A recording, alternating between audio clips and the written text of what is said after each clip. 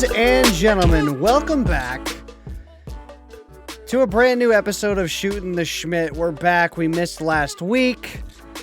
Episode number 17. I gotta be honest, last week, just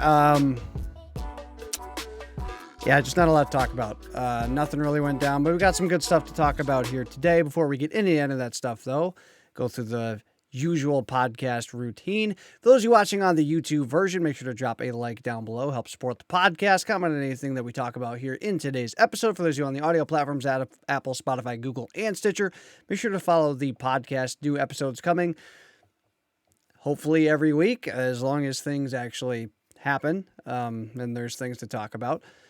Probably get back to our Thursday routine next week.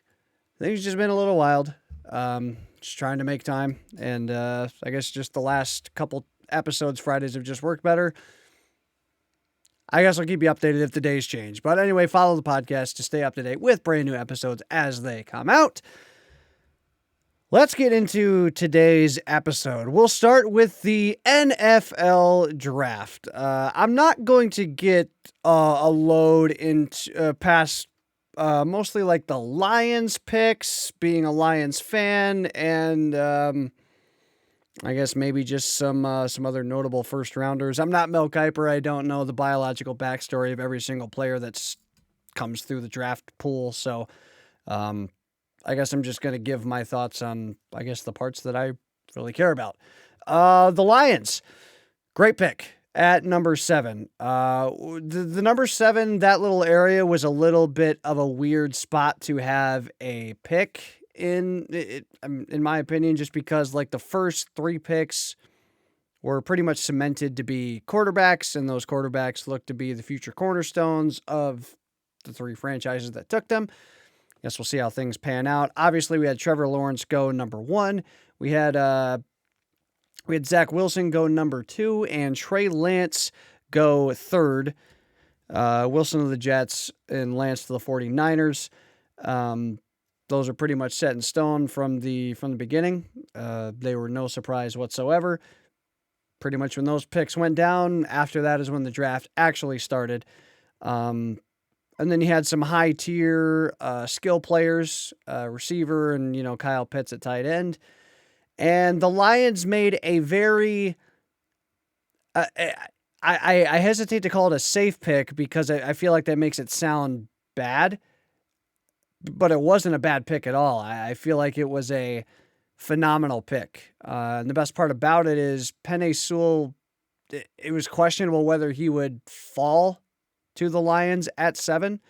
With other teams that could use a great offensive lineman like he is. But he did, and we didn't have to give up anything. A lot of people thought, for the Lions to really make a big splash in this draft, we were either going to have to trade up and get one of those bigger, high-skill players, or we were going to have to fall back, get some more picks, get some more, I guess, value by the quantity of picks rather than the quality. But I feel like they made a phenomenal pick. Penei Sewell, I feel like, is, at least of a lot of the first 10 picks or so, is probably the only guaranteed one to be a stud. I guess, Trevor Lawrence as well, but hey, look, with quarterbacks, I mean, you never know, I guess. A lot of teams go through a lot of quarterbacks, and there's a lot of studs that come through these drafts. They just look like they're the biggest thing. They were the biggest thing in college, and doesn't always translate. Obviously, with, a guy like Trevor Lawrence, I don't expect that to be the case. But bottom line, Penei Sewell is a very safe pick. He's going to be a stud. It's not a flashy pick, right? Offensive line or defensive line really is not. It's not flashy. I mean, just like last year when we took Jeff Okudah at 3, it's not a pretty pick necessarily. It's a thing that I guess if you're a casual football fan, which a lot of football fans are, nothing wrong with that by any means. I would fit in that boat. I mean, it's always cooler to get the quarterbacks or the big receiver or the big running back or whatever it is. But the line is the cornerstone. The line can make or break a team. You can have a load of great skillful position players, quarterback, running back, receiver, whatever. You need a line. You need guys to create those holes for your running backs. You need those guys that are going to give your quarterbacks time. And Penei Sewell was an absolute stud at Oregon. One of the best to come out in quite a while for a lineman. And the Lions have him locked up with an already pretty solid offensive line. And he's going to fit into that last piece. And, I mean, hey, you get yourself a good offensive line. You don't necessarily need the studs. You know, you can make do with plenty of other players. So I really like the pick, to be honest with you. Low risk and high reward is the way I see it. It doesn't have the flashy high reward of a quarterback or a receiver or something like a lot of the other teams took. But overall, I mean, I don't see how you could look at that pick and think the Lions really should have done something else. Pretty no-brainer, but a very good pick. And this new Lions ownership staff, coaching staff, whatever you want to get into, just continues to do a really good job. As you go through some of the other picks, second round, Levi Azariki, I'm going to go with defensive lineman out of Washington. Take another lineman with Lee McNeil. It was pretty much what did we get? An offensive lineman, 4 guys on the defensive side, a receiver, and a running back. Got no issues there. To take a running back, I mean, I guess in round 7, it is what it is. 7th round. Not really too much to look into there, but no. But I mean, that's what we needed. We needed defense and line. Can never go wrong with line. So Penei Sewell will fit right into that last spot there on our offensive line. Get some linemen. Get another corner. Get a linebacker. I love it. We're gonna build the cornerstone. Fill in those highlight pieces later. Where we were at in this draft, unless we traded up, it was just going to be tough to get a really guaranteed, like, high skill, flashy, skill position player. But bottom line, I really like what they did with the draft. Definitely have no issues with it. Don't really see, like I said, there's no real risk. It's just a lot of very good, solid picks that are hopefully going to be cornerstones of the team going forward as the Lions try to rebuild. Some other notables in the first round after we had the string of 3 quarterbacks to start it off. Falcons go out and take Kyle Pitts. Good pick for them, to be honest with you. I mean, they do struggle on the defensive side of the ball, but they give Matt Ryan yet another massive weapon to throw to. Gives him Julio Jones, Calvin Ridley, Kyle Pitts. Russell Gage had some flashes of greatness last year for a little bit. Just I guess the hope for the Falcons is that Matt Ryan can get it done. Some people thought they might go Justin Fields, try and get a new quarterback in there, but they're stacking that offense. They got a lot of weapons. Which, like I talked about, that's the flashy side. Those are the kind of picks the fans like to see. Because Kyle Pitts is a tight end, but it's probably more or less not what he's going to play in the NFL, at least not the traditional style of tight end. The dude's an absolute stud, playing more of the receiver type role. And dude can fly. He's a big freaking dude. That's it's one that kind of flew under the radar with a lot of the other big name quarterbacks and some of the receivers. But especially after the combine, a lot of people had their eyes on Kyle Pitts. Falcons went out and took him. I believe at 5 we had the Bengals who took. I'm getting all the receivers mixed up. The Bengals took Jamar Chase out of LSU, reunite him with Joe Burrow. Not really a big surprise. Some thought the Bengals might go Penei Sewell, stack that offensive line, get Joe Burrow some protection. Didn't have a lot of it last year. They go and get him his college teammate, as did the next pick with the Dolphins, who went out and got Jalen Waddle, reunite him with Tua. Those teams decided to go flashy. Those are definitely 2 teams that, similar to the Lions, needed a lot of pieces. I guess we'll just see how things pan out. Not as flashy as those 2 teams, like I said, but it is dope that we got a really solid pick that is just he's gonna be a cornerstone of the team for a while. It's not there's no real risk behind it like there is with some of these other receivers. So, bottom line, happy with the Lions draft. Really nothing to complain with. Excited to see how this team does going forward. It's probably not going to be an exciting season to watch by any means as the rebuild continues and losing our star quarterback that we've had for a while. It's going to be an interesting season. Definitely not going to be a very good one or a pretty one to watch, but building for the future. So, and with this draft, got a lot of good cornerstones that hopefully are going to be around for a while to see the potential good parts of it. Fingers crossed. That's all I got for the draft. Like I said, not too in-depth with a lot of these players' backgrounds. It's just a load of college players. A load of people get drafted with the NFL draft. So not going to get too in-depth past that. But overall, as far as a Lions fan, happy with the draft. Nothing to complain about. Next thing here with the NFL, we got some crazy news on draft day. It looks like Aaron Rodgers might have played his last game for the Green Bay Packers, which is it's surprising, but it's not. The timing of it was kind of weird. Seems like it just came out of nowhere, but we've heard Aaron Rodgers hasn't been totally pleased with how Green Bay has ran the whole situation down there for a while. There's been talks of that for a very long time. As we saw like last year with the draft, it just seems like the Packers, for some reason, refuse to truly do their best to build around Rodgers and give him the weapons that he needs. What seemed like a surefire get him an offensive weapon last year turned into drafting a backup quarterback in the first round, which didn't make a lot of sense. And the Packers continue to play very well throughout the entire season. They get very close and just cannot capitalize at the very end.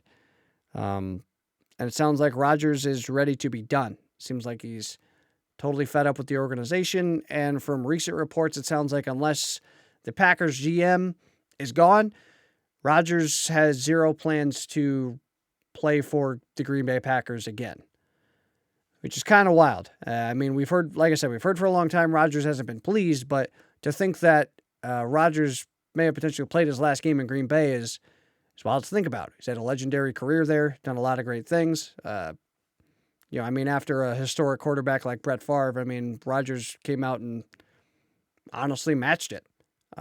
He's been an absolute star for that city, that franchise. So a little weird. A variety of rumored teams. One main one seems to be the Broncos, who I guess everybody all the big name quarterbacks want to go to Denver, and they are just fine with staying pat with nobody, I guess. I believe, didn't Deshaun Watson say something about going to the Broncos, or that was at least a team listed that he was interested in? Now Aaron Rodgers. Denver, go out and get these boys, man. These are franchise-changing players. I know Deshaun Watson's got his whole ordeal with the allegations. I know that's a messy situation. Rodgers, sure, he's getting toward the end of his career. Do you really want to fork up that many assets to get him? But these dudes are winners. They're great players. So, we'll see what happens with Rodgers as we go forward. But just a non-surprising, but just kind of eye-opening scenario, I guess. Man, it's there's a lot of drama with the NFL. Going to be there's going to be a lot of shakeups, more than we thought, I guess, with some of these quarterbacks. But it'll be interesting to see where Rodgers ends up. A team like Denver I don't feel like too close, but they may be closer than I thought. But when you add somebody like Aaron Rodgers, that adds a lot of help. Even though it's just one guy, it's the quarterback. It's the most important position. I thought a couple teams I thought would be very interesting were Minnesota was kind of the first one I thought about, which would be funny because that'd be him following in Favre's footsteps, even more so. But just thinking about the weapons they have, I feel like they're a team that is a quarterback away from making some big noise. Guys like Adam Thielen, Justin Jefferson, great running back in Dalvin Cook. It's just been the, lack of greatness of Kirk Cousins. Not that he's not a good quarterback, but he's definitely not putting that team over the edge. And somebody like Rodgers, I think, would definitely do that. Another interesting team would be Cleveland. That team's got weapons. That team made some noise. Finally had a playoff berth for the first time in, 20-some years this last year with Baker Mayfield behind center. And again, nothing totally wrong with Baker Mayfield. He's had his inconsistencies, but overall he's a good quarterback. But that team could be better. And if you got Aaron Rodgers, that's going to make your team a hell of a lot better. Especially when you got guys like Odell Beckham, Jarvis Landry. You still got the tandem of Nick Chubb and Kareem Hunt. That defense was very solid last year. Another team that I look at and go, man, an upgrade to quarterback would really change the dynamic of that team. It'd be really interesting to see what happens if Rodgers goes to one of these teams that is just a quarterback upgrade away. That's maybe not perfect, but fairly well set in a lot of the other areas. And those are a couple of the teams that I look at that are right on that edge, that either, are right on the edge of the playoffs or, like Cleveland, like getting in, but not really getting too far. With a guy like Aaron Rodgers, that would shift the whole dynamic of that team's potential. So definitely one to follow. I'd love to see a shakeup to see what that would do, and obviously would help the Lions in the NFC North if Aaron Rodgers is no longer there. It's crazy to think about. I think I saw a post on this that if Aaron Rodgers was to leave the NFC North, the best quarterback in that division could be Justin Fields, which is nuts.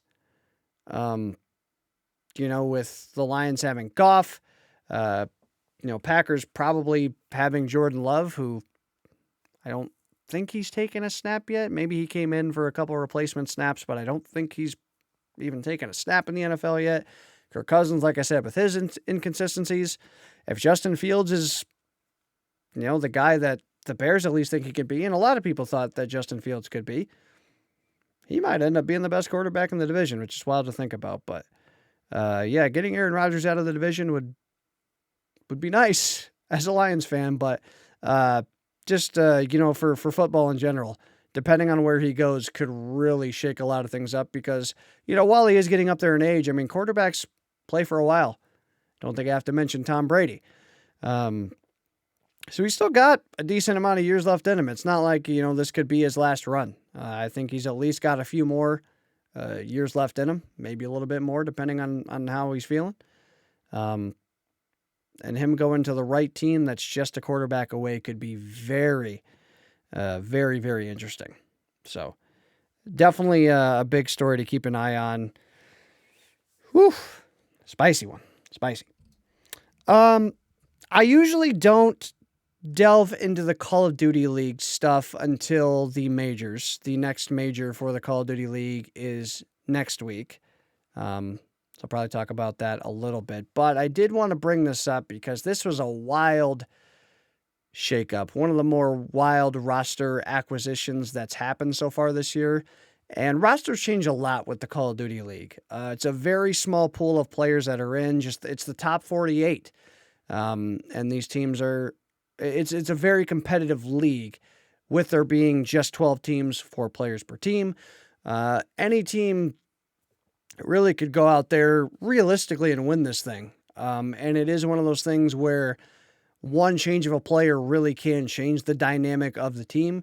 We've seen that plenty of times this year with the Call of Duty League, looking at a team like the Minnesota Rocker, swapping out Major Maniac for Standy, changed the whole dynamic of that team. They went from a team that looked like they were going to be amazing. At the start of the season, they were one of the bottom teams in the league. Since making that roster change, they're one of the top ones again. We've seen, Toronto Ultra make a couple changes. And, they're big time in the mix. And now we're here with the LA Thieves. Team that had a very good roster to start the year. What was it? TJ, Slasher, Kenny, and Temp to start the year. Solid roster coming off. Nothing that necessarily screamed top 2 or top 3, but definitely probably toward the higher end of the middle of the pack. And they've already made a couple roster changes. Draza, who was kind of a low-key star from last year, came in for one of the greatest of all time in Slasher. Venom comes in for Temp. And now we've got not just another roster change, bringing in a young guy for somebody who's been a proven star before, like those previous 2 roster changes I mentioned. I believe it was last week or the week before. Regardless, earlier in this stage 3, Huke from Dallas Empire was benched, who was part of the championship team that they had last year. Dallas Empire won the title last year in the Call of Duty League. Huke was a big part of that. Huke's undoubtedly one of the best players in this league. And the Empire benched him, which came out of nowhere.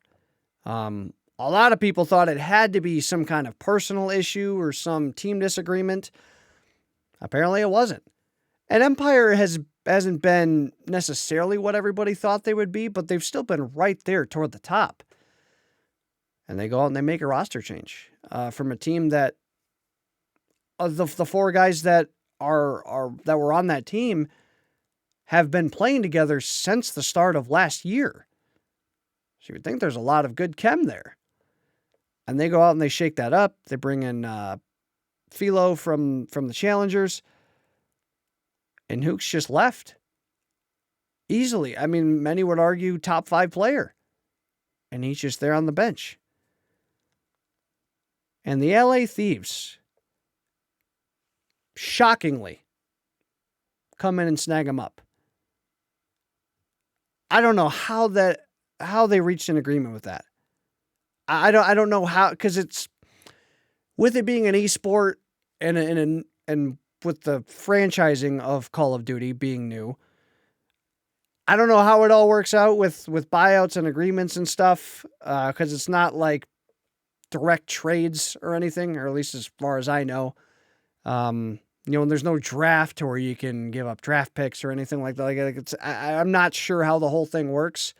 But I really didn't think Empire, even though, Huke wasn't playing, I didn't think they'd give him up. Send him to another team. Give another team that kind of firepower. And the Thieves, fittingly, come in and snag him. It was surprising. I mean, it makes sense for a guy of that caliber, no matter where your team's at, even if you're at the top, you have to take a look. Because Huke's that good. And I think this could really do some big things for the Thieves. They had already started heating up. They had disappointed so far this season. Like I said, they were thought of to be toward the top, at least, of the middle of the pack. Just weren't that. Couldn't really get anything consistent going. A couple of those roster changes come in. They start gaining a little momentum. They've looked pretty good over the last number of weeks. And now they add Huke. This could be massive for this team if it all clicks. That's always the big kicker, is if things click. But if things do, the talent on that is insane. So the swap was Huke in, TJ Haley out. Who, look, Tej has obviously had his inconsistencies, but his talent is unquestioned. Phenomenal player. And he has to take a back seat. It's crazy how competitive this league is to where we're seeing so many stars not playing. It's because the number of spots is so small and the desire to be at the top of the competition is so high. Because it's so competitive, nobody's really out of it, and there's nothing to play for, or nothing, I guess, to settle for being a lower tier team. Because like I said, there's no draft. So by being the worst, you don't get a a great draft pick or anything like that, more like a traditional sport. It's wild. I had to bring this up, even though it's, I kind of saved most of the Call of Duty League stuff for the majors. I mean, this is a massive shakeup. I mean, this is like a Luka Doncic getting moved. A young star. There's a number of players probably still ahead of him, but he's definitely up there in that conversation. He's young, and it'd be like Luka Doncic moving to a different team.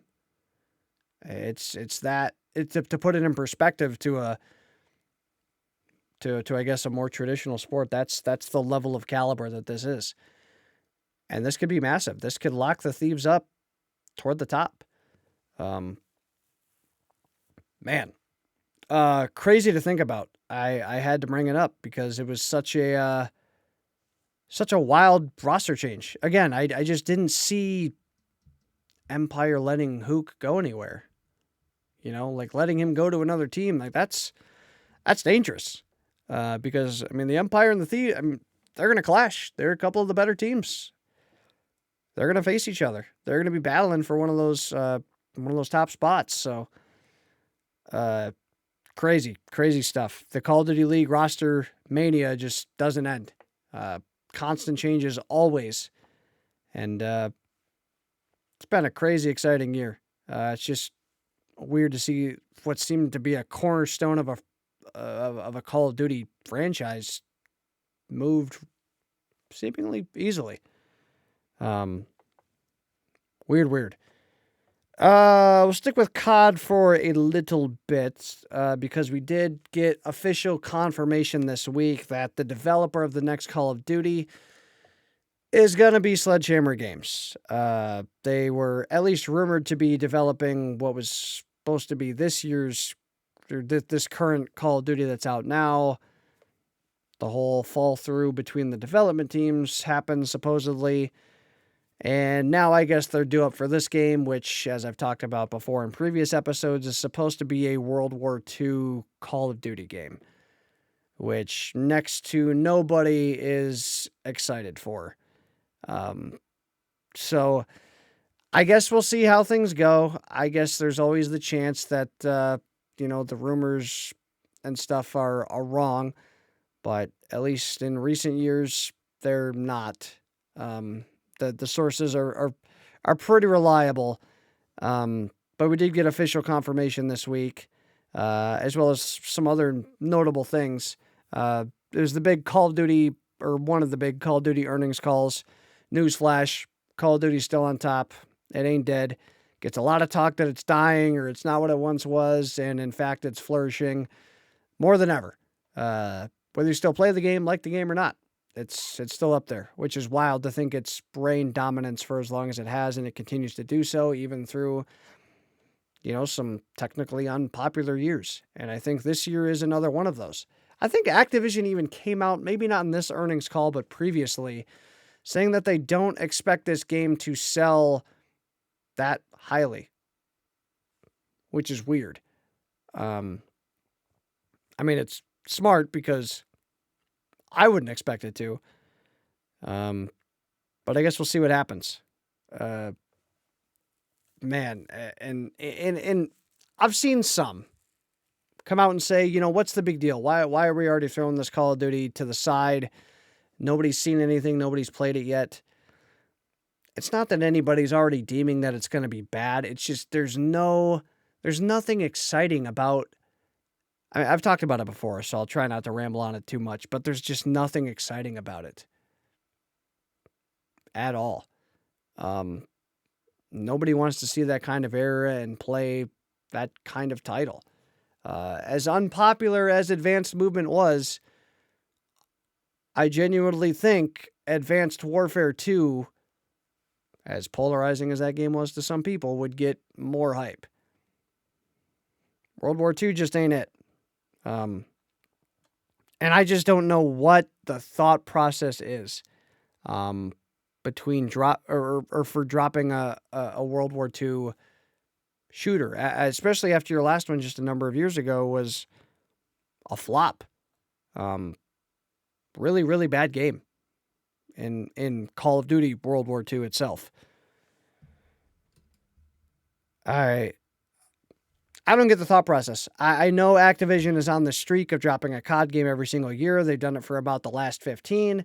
They don't want to break the streak because they could put out Call of Duty Wet Paper Bag and it would sell millions and still probably be the number one game again. But man, I guess I don't get it. I don't know who they expect to play this game. Maybe I'm looking at it wrong and there's a ton of people that are super excited for this, but it ain't me. And from the general consensus I see, it's not a lot of people. Especially with some other popular first-person shooters coming out this year. Battlefield dropping a new game, and seems to be a lot more hype around that than this year's Call of Duty.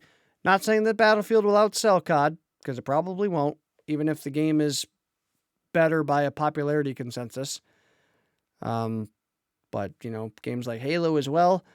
I've already said it. I'm not looking forward to this year's title. I'll see what it's about, and maybe it'll somehow catch my interest. Maybe it won't look as bad as I'm putting together in my head, but wasn't really happy to see this news come across, even though it wasn't surprising and was almost guaranteed.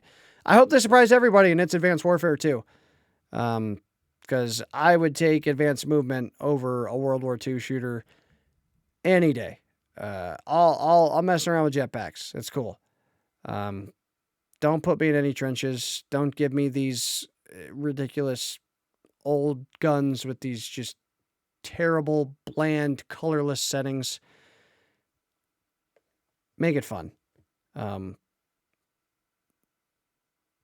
I'm going to use that as a transition into today's last topic. Make it fun. It's a topic that gets talked about a lot, or at least in the last number of years, and I'm sure every generation as they go through this talks about this to some extent. With video games, are they as fun as they used to be? Are they as good as they used to be? There's a lot of talk always that video games just aren't what they used to be. They used to be this, and then this came along and ruined it, and now they're like this, and that took all the fun away. Or there's no fun games out right now. Or, it's a variety of different things. I don't know. I just feel like I've seen it a lot more lately. Maybe it's just come across the timeline a lot more as of recently. But to me, it's always super simple for a lot of people. For whatever reason, people, at least around my age, maybe a little older or whatever, start to feel that games just aren't what they used to be. But I feel like that's a popular thing, even not just in video games. We feel like things just aren't as fun or aren't as cool or as good as what they were when we played them more often. And I think that for a lot of people, it comes down to something very, very simple. Back when, let's take people my age, for example, in their early 20s, played video games, 5 years ago. Where were we? High school, little responsibility.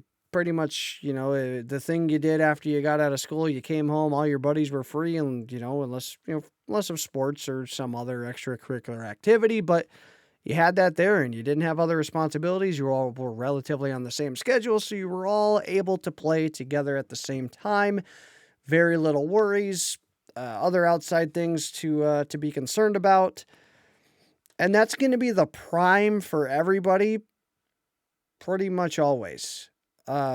Just because that time of your life is so easy. It's so simple, and I don't know. And it doesn't, I guess my point is it doesn't come down to the games. It's the experience and all those other outside factors and things that people don't think about. Yeah, it may not be as fun for a lot of people to play video games now, because a lot of people are adulting, as they call it, getting big boy jobs, starting families. Everybody, a lot of people are on different schedules. Things are they're different, and everybody, as they're growing up, is getting more responsibilities. There's not always that time to, play games or, get on at the same time or, whatever it may be. Things just change. It's just how it is. People grow up and time gets allotted to different things, which means time isn't there as much for some of the other stuff. That's not the case for everybody. And I guess to me, it always gets put on the games, which is kind of annoying because I don't see how, just factually in so many areas, games have taken a massive step forward from what they were years ago. Especially right now in like this current like last year or so. Look at how many games now are free and crossplay and don't have paid like yearly DLC content. Yeah, there's microtransactions, but those are purely optional cosmetic things that for a lot of games don't add any real value other than looks. Games have taken a massive step forward. Taking a look at something like Xbox now has Game Pass, which is a subscription service every month that gets you a massive library of games. You know what I had to do when I wanted to play different games? Back 5-10 years ago, you either bought them, or if you had like a local video store that had a game section, you could go rent them. Now for, $10 a month, you get a massive library of a couple hundred games that you can download and try out at any time. And there's also, like I said, loads more of free games. And game quality is honestly really good. It really is. A lot of people really hate on the quality of video games these days, but because, they say a lot of games come out unfinished. Or launches are scuffed a lot of times and blah, blah, blah. And there's a lot of updates nowadays and more stuff to download and whatnot. But there's just so much more of a demand behind video games. Back in the day when we got video games, we got everything right away, but that was it. There was nothing to look forward to past that. So, if you just got like a story game to play, you played it one time. You could replay it, but there wasn't much value past playing it like one time, right? For the most part. Obviously, yes, some had their replayability, but the demand for the quality of a video game now is just so much higher, and it gets harder to deliver on that, I guess, to some people's expectations, and, some unexpected things arise from that happening, weird launches, server crashes,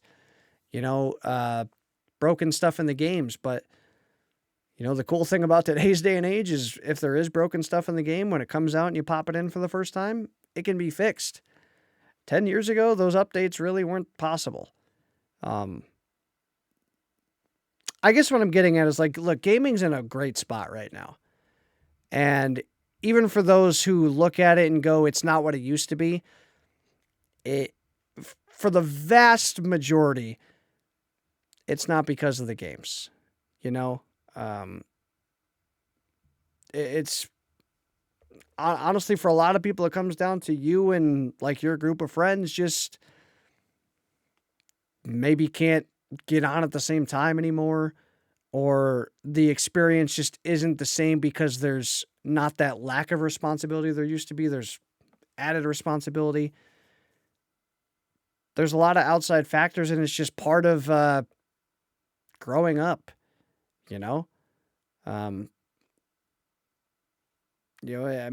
Are toys worse now than they used to be because you don't find them fun anymore? No, you grew out of it, Gaming's a hobby, for a lot of people. And, people grow out of hobbies or certain things that they like. It happens. Just gets a lot of hate across the timeline with video games, and it just always seems to get put on the games. But two big things. Like I said, with that, it's just the timing and how everything works out and just how life works out essentially. And also a lot of it's just nostalgia, you know? I think a lot of us also look back at a lot of things and think they were better than what they were. And maybe they were pretty good, especially for their time, I'm sure. But I think games nowadays get a lot of flack. Sometimes deservingly so, but I think it's foolish to have the opinion that gaming nowadays is in a worse spot than when it was years ago, because it's not even close. It's taken a massive rise. Things, especially as far as consumers go, have gotten a lot better. Really, the only big negative as far as gaming, at least at the current moment, is the fact that the next-gen consoles still can't be freaking purchased unless you're a scalper. That's about the only thing, and, that's just primarily caused by the pandemic, to be completely honest with you. But other than that, man, gaming's in a great spot, and it's, it's not going to be as fun for everybody. Even comparing it to last year, gaming isn't right now what it was for me. Last year I had a lot of friends clicking on Modern Warfare pretty much nightly, and now nobody really plays a whole lot just because there's not that one agreed upon game at the current moment. Sometimes things just click, sometimes things don't. But it's timing. It's outside. It's outside things, at least for the vast majority. It's not the games. Gaming is definitely not worse off. It's getting better and better by the day, thankfully. Like I said, I don't think a lot of people give enough credit to how far gaming's come, especially even just over the last few years. So many things now that just weren't possible. The fact that you can,